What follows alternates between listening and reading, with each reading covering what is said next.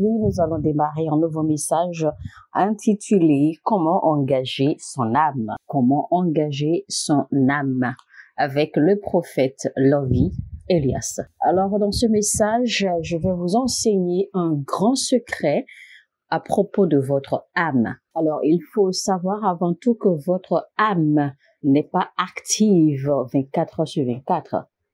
C'est-à-dire que votre âme n'est pas opérationnelle 24 heures sur 24.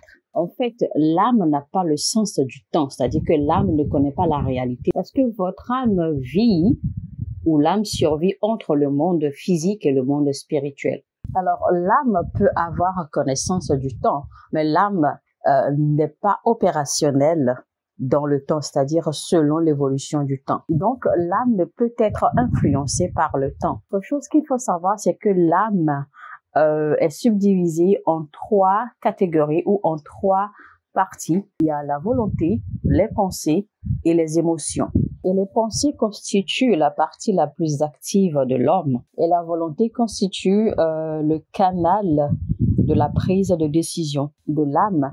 Et les émotions, c'est l'habilité de ressentir, de percevoir. Je prends par exemple le fait de manger. Alors en réalité, quand on mange, ce n'est pas le goût, d'accord, en fait, qui fait le plaisir que nous ressentons. C'est plutôt cette sensation de satisfaction que notre âme ressent.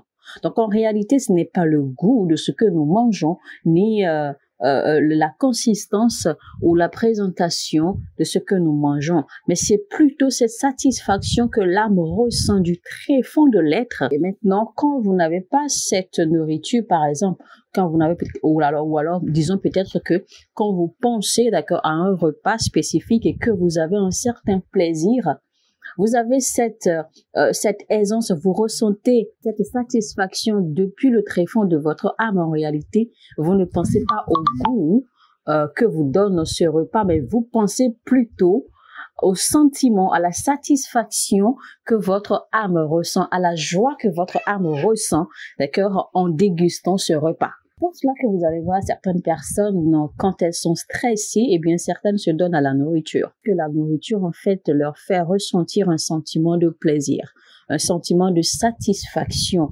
En réalité, ce n'est pas ce qu'ils mangent ou le goût de ce qu'ils mangent, mais c'est plutôt cette satisfaction, cette joie que leur âme ressent, d'accord, d'être dégagée quand ils mangent.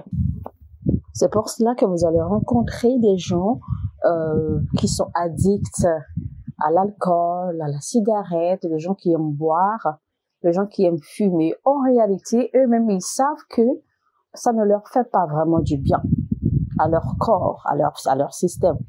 Mais c'est plutôt cette sensation de soulagement, de satisfaction que leur âme ressent, ok, qui les emmène en fait à boire, à consommer de l'alcool et à fumer de la cigarette.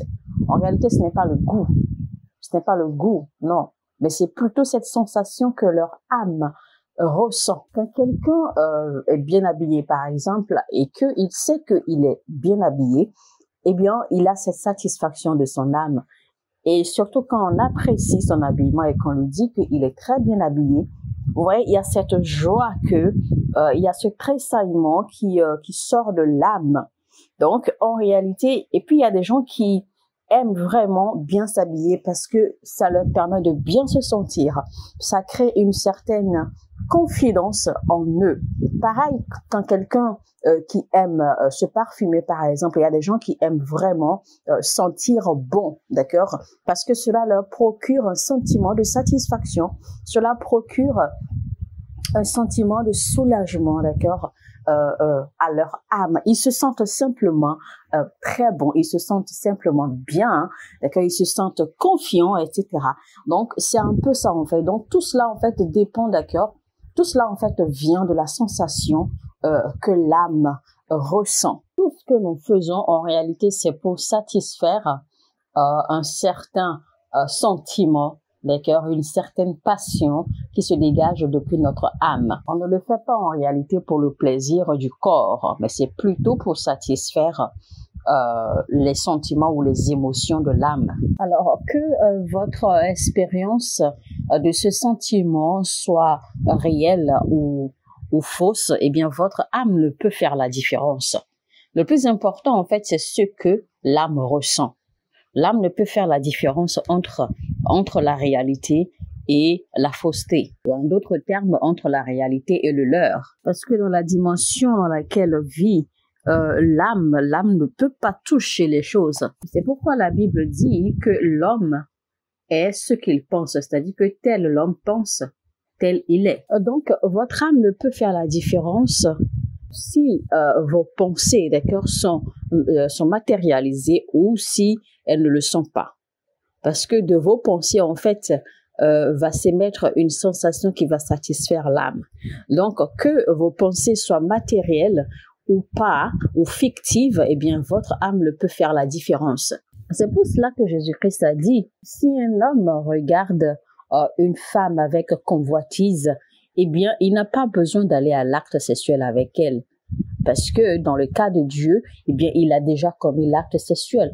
Parce que pour avoir regardé cette femme avec convoitise, pour l'avoir regardée avec envie, pour l'avoir regardée avec désir, c'est-à-dire qu'il a déjà nourri le désir, c'est-à-dire qu'il a déjà déshabillé, il s'est déjà vu, d'accord, en position, en circonstance avec cette femme. Donc déjà, il a déjà commis l'acte. Donc il n'a pas besoin de le matérialiser physiquement pour confirmer qu'il a commis l'acte, parce que dans ses pensées, il a déjà commis l'acte. N'oubliez pas que Dieu regarde les cœurs, Dieu regarde les pensées et Dieu considère beaucoup les pensées. Donc c'est pour cela que Jésus a dit que quand vous regardez une femme avec convoitise, avec désir, eh bien, vous avez déjà commis l'acte, vous avez déjà commis le péché. Parce que ce désir de convoitise, ce désir charnel qui s'est levé en vous, d'accord, à regarder cette femme, ça vient de votre âme. Donc, ce processus déjà de désirer, ce processus déjà de vous voir en condition avec cette femme, de vous imaginer en condition avec cette femme, eh bien, ça vient de votre âme. Donc, votre âme a déjà commis l'acte. C'est le plus important. Il ne s'agira pas d'attendre de vous voir commettre l'acte physiquement pour dire que vous l'avez fait. Non, parce que vous l'avez déjà conçu, vous l'avez déjà perçu, vous l'avez déjà activé, vous l'avez déjà fait dans votre âme. Et c'est pour ça que l'âme ne peut pas faire la différence entre la réalité matérielle et la réalité fictive. Je vais rapidement utiliser un exemple pour faire une illustration. Par exemple, les gens qui sont addicts à la pornographie et à la masturbation. Ce qui, au passage, est quelque chose d'assez dangereux, d'accord, et un crime contre soi-même. Alors, la vérité ici, c'est que quand quelqu'un se masturbe, eh bien, il est en train de méditer. C'est ce que les gens ne savent pas, parce que c'est une forme de méditation.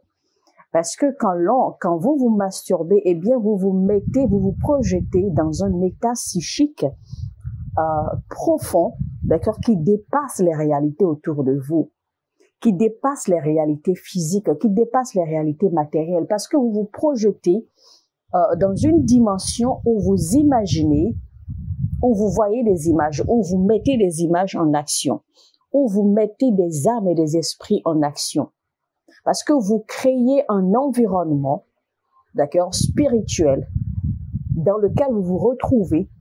Et vous vous imaginez en train de ressentir ce que vous désirez ressentir ou en train de poser l'acte en réalité. Donc, c'est une forme très profonde de méditation parce que vous engagez profondément votre âme. Vous engagez vos pensées, vous engagez votre âme et par ricochet, votre corps s'engage. Et à ce niveau, votre âme ne peut pas faire la différence parce que votre âme dégage des émotions. Il y a une émotion, il y a un sentiment, il y a une émission d'émotion, d'accord, qui se dégage de votre âme. Et donc, cette sensation que votre âme va ressentir à ce moment va faire que votre corps, par ricochet, comme j'ai dit, va également réagir et ressentir la même chose. Parce que votre corps va se retrouver dans l'acte. Parce que dans votre pensée, en imaginant, vous êtes déjà dans l'acte. Parce que, et là où ça devient encore plus dangereux, c'est que dans cette imagination, comme je dis, vous créez une atmosphère, vous créez un environnement où vous n'êtes pas seul.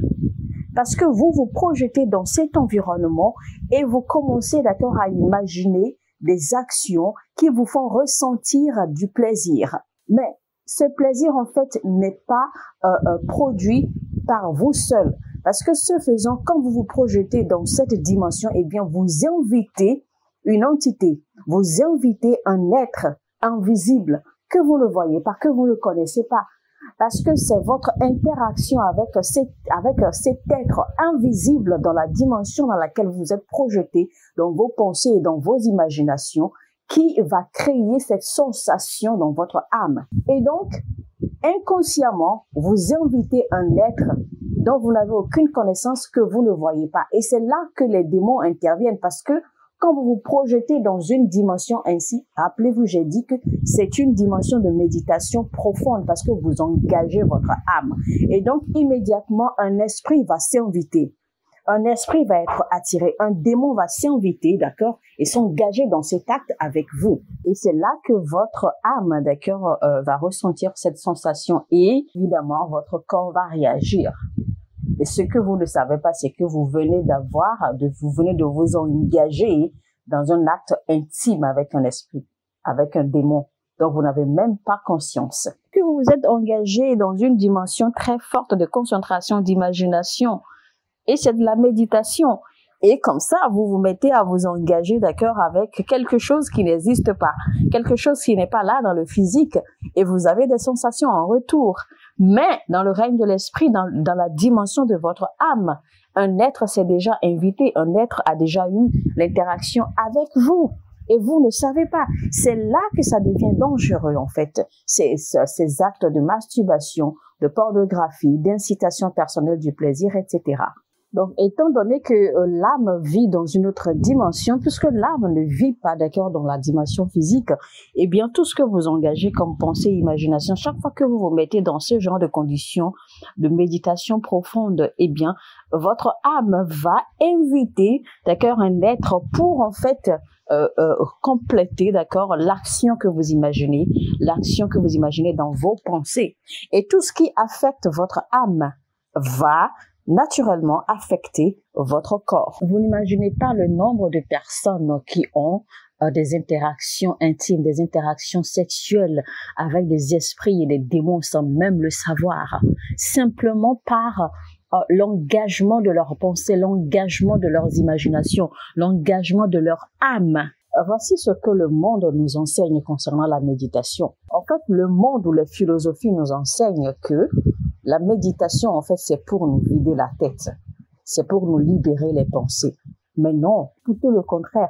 En réalité, le monde de la méditation, c'est-à-dire le mécanisme de la méditation, ce n'est pas pour se vider l'esprit.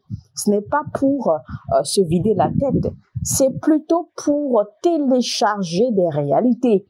C'est plutôt pour se transporter dans des règnes, dans des dimensions, pour télécharger des réalités, c'est-à-dire que des dimensions, des réalités divines, des réalités spirituelles, c'est-à-dire que des réalités qui sont au-delà du matériel, des réalités qui sont au-delà du monde matériel afin de nourrir notre âme, afin de nourrir notre pensée. En réalité, c'est à ça que sert la méditation. La méditation n'est pas pour se vider, mais c'est plutôt pour se raffermir, pour se nourrir, pour se recharger. Parce qu'en réalité, il n'existe pas de vide, que ce soit dans le monde matériel, c'est-à-dire le monde physique ou dans le monde spirituel, il n'existe pas de vide. Ne connaissez-vous pas le proverbe qui dit que la nature a horreur du vide? C'est-à-dire qu'il n'existe pas de vide dans ce monde. Dans les dimensions, il n'existe pas de vide du tout, du tout. Donc, quelque chose doit vous remplir, quelque chose doit vous habiter. Vous devez porter quelque chose, vous devez transporter quelque chose. Il ne peut pas avoir de vide. Il ne peut pas avoir d'espace.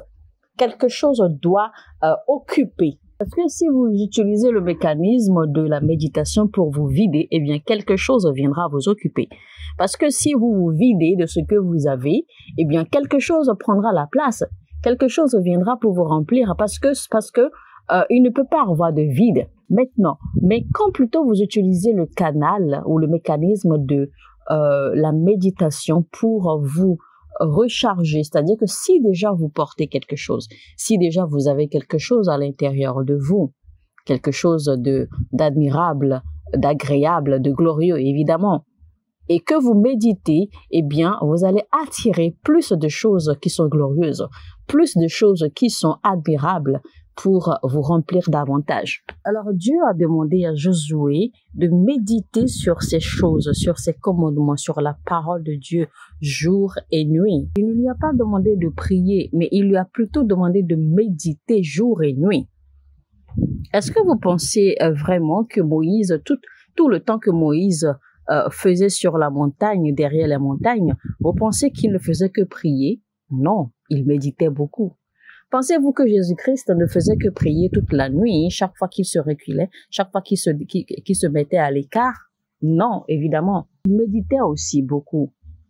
Et vous devez aussi savoir que même la méditation est une forme de prière. Parce qu'il y a quelque chose que les gens ne comprennent pas. Quand on dit de prier en esprit, les gens pensent que c'est de prier en langue. Non. Prier en esprit, en réalité, c'est cette forme de méditation. Et prier en langue est l'une des formes de prier en esprit. Quand vous méditez, eh bien, vous êtes aussi en train de prier en esprit. Vous ne pouvez pas engager la parole de Dieu sans la méditation. Si vous lisez la parole, la Bible, c'est-à-dire la parole de Dieu physiquement, eh bien, c'est-à-dire que vous êtes en train d'interagir avec des lettres qui sont vieilles de milliers d'années, parce que ces lettres, en fait, n'auront pas d'efficacité, elles n'auront pas de pouvoir, elles n'auront pas d'autorité, parce que vous engagez la parole dans la chair, avec votre cœur ou avec votre intelligence. Et donc, elle n'aura pas d'effet. Donc, quelqu'un qui se base seulement sur son enseignement ou sa connaissance théologique de la Bible, eh bien, ne va pas pouvoir avoir des preuves de la présence ou de la manifestation de Dieu véritablement dans sa vie ou dans ses actions. Parce que ces écrits ont été écrits des milliers d'années bien avant. Et donc, ça reste toujours. Donc, quand vous vous engagez dans la chair, eh bien, c'est comme si vous vous projetez dans le passé. C'est comme si vous mettez dans le passé. Et donc, il n'y aura pas d'effet. Mais quand vous engagez la parole avec votre âme, puisque l'âme n'a pas de temps, l'âme évolue 24 heures sur 24, l'âme n'a pas de respect pour la réalité du temps. Eh bien, quand vous engagez la parole de Dieu avec votre âme, c'est que depuis votre âme, eh bien, c'est-à-dire que vous ramenez en fait la parole dans le présent. C'est comme si, eh bien, ce que vous lisez ou ce que vous méditez est en train de se produire là devant vous. C'est-à-dire que vous vous retrouvez dans l'action active même de la parole que vous êtes en train de méditer. Et c'est là que vous verrez en fait l'efficacité, l'activité, d'accord, la puissance de la parole se manifester, la puissance de la parole prendre chair. Rappelez-vous que la Bible nous a fait comprendre que les prophètes et les apôtres qui ont écrit les Écritures, en fait, étaient inspirés, d'accord, par le Saint-Esprit. Voilà pourquoi les écrits ont toujours cette nature présente. Les écrits de la Bible ne sont pas, en fait, projetés juste dans le passé pour rester dans le passé. C'est des événements c'est des choses, en fait, qui ont été écrites, inspirées par l'Esprit. Donc, des choses, des réalités qui ne respectent pas, en fait, le temps. Des réalités qui ne respectent pas la réalité du temps. Donc, voilà pourquoi il est important d'engager, d'accord, la pensée ou le cœur ou l'esprit ou encore l'âme, d'accord, dans la méditation de la parole pour pouvoir, en fait, projeter la matérialisation de cette parole dans le présent. C'est seulement à ce moment-là que la parole vous sera bénéfique. Donc, si vous engagez la parole avec votre âme, eh bien, vous allez pouvoir vous approprier chaque verset, chaque parole de la Bible. Vous allez pouvoir vous l'approprier et l'appliquer à vous dans le présent. C'est seulement là que vous verrez sa manifestation dans votre vie. Mais si vous lisez simplement comme si c'était des écrits qui ont été, parce que c'est quelqu'un qui les a écrits, et que vous les lisez comme si vous faisiez une lecture, eh bien, ça n'aura absolument aucun effet sur vous. Si vous lisez par exemple les psaumes, vous allez voir la profondeur des psaumes de David. Vous sentez littéralement que les psaumes de David sont toujours présents. Ce n'est pas comme quelque chose que l'on lit et que on sent que c'est les écrits du passé. Non. Tous les écrits, toutes les paroles de David, en fait, étaient présentes, c'est-à-dire dans le présent time. Donc, si vous lisez bien les psaumes, vous allez voir la profondeur, d'accord, dans les psaumes. Et c'est ce que nous disons, en fait. Voilà donc pourquoi, si vous n'avez jamais eu des moments de méditation dans votre vie en tant que chrétien, eh bien, c'est que vous n'avez jamais eu d'engagement avec Dieu. Mesdames et messieurs, je vais m'arrêter là aujourd'hui, d'accord? On va juste prendre ça pour la première partie de notre message intitulé « Comment engager son âme ?» Première partie avec le prophète Lovie Elias. Je vous retrouve très rapidement pour la deuxième partie de notre message. Alors, si vous avez aimé, n'hésitez surtout pas à me le faire savoir. Cliquez sur le bouton « J'aime », c'est-à-dire le pouce levé vers le haut pour nous dire que vous avez apprécié et partagez au maximum. Ne gardez pas ces connaissances, ces révélations pour vous tout seul. Partagez-les, que ça aille loin, que ça fasse également du bien à d'autres personnes. Maintenant, si vous êtes abonné et que vous avez oublié d'activer la cloche de notification, eh bien, activez-la maintenant pour ne pas rater la suite de ce message.